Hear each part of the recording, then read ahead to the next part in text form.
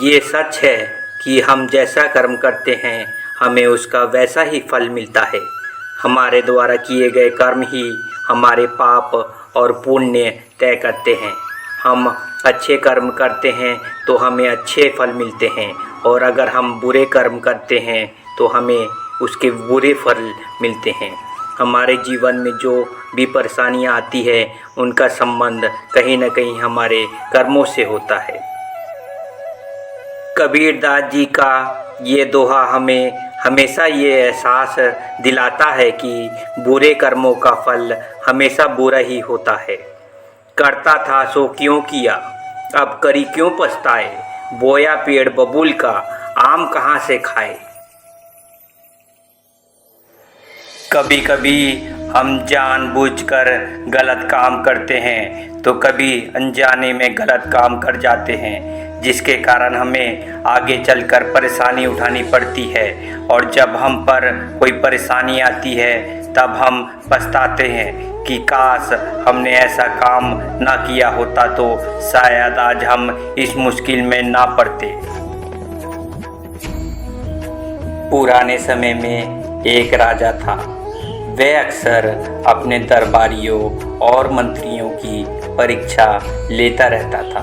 एक दिन राजा ने अपने 3 मंत्रियों को दरबार में बुलाया और तीनों को आदेश दिया कि एक एक थैला लेकर बगीचे में जाएं और वहां से अच्छे अच्छे फल तोड़कर लाएं।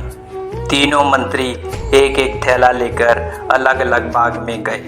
बाग में जाकर एक मंत्री ने सोचा कि राजा के लिए अच्छे अच्छे फल तोड़कर ले जाता हूँ ताकि राजा को पसंद आए। उसने चुन चुन कर अच्छे अच्छे फलों को अपने थैले में भर लिया।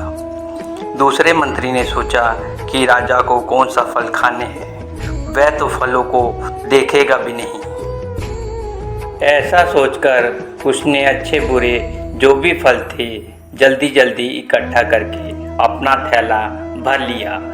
तीसरे मंत्री ने सोचा कि समय क्यों बर्बाद किया जाए, राजा तो मेरा भरा हुआ थैला ही देखेंगे। ऐसा सोचकर उसने घास फूस से अपने थैले को भर लिया। अपना अपना थैला लेकर तीनों मंत्री राजा के पास लौटे।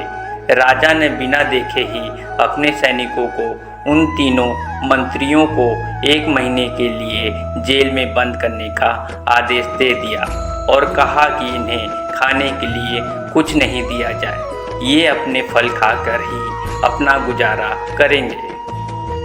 अब जेल में तीनों मंत्रियों के पास अपने अपने थैलों के अलावा और कुछ नहीं था। जिस मंत्री ने अच्छे अच्छे फल चुने थे वह बड़े आराम से फल खाता रहा और उसने बड़ी आसानी से 1 महीना फलों के सहारे गुजार दिया।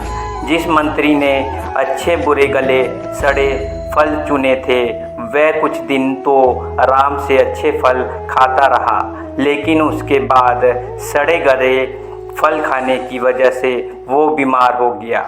उसे बहुत परेशानी उठानी पड़ी और बड़ी मुश्किल से उसका 1 महीना गुजारा। लेकिन जिस मंत्री ने घास फूस से अपना थैला भरा था वो कुछ दिनों में ही भूख से मर गया।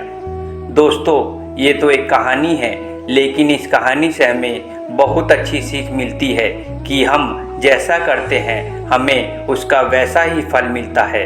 ये भी सच है कि हमें अपने कर्मों का फल जरूर मिलता है। इस जन्म में नहीं तो अगले जन्म में हमें अपने कर्मों का फल भोगना ही पड़ता है। एक बहुत अच्छी कहावत है कि जो जैसा बोता है वो वैसा ही काटता है। अगर हमने बबूल का पेड़ बोया है तो हम आम नहीं खा सकते, हमें सिर्फ कांटे ही मिलेंगे।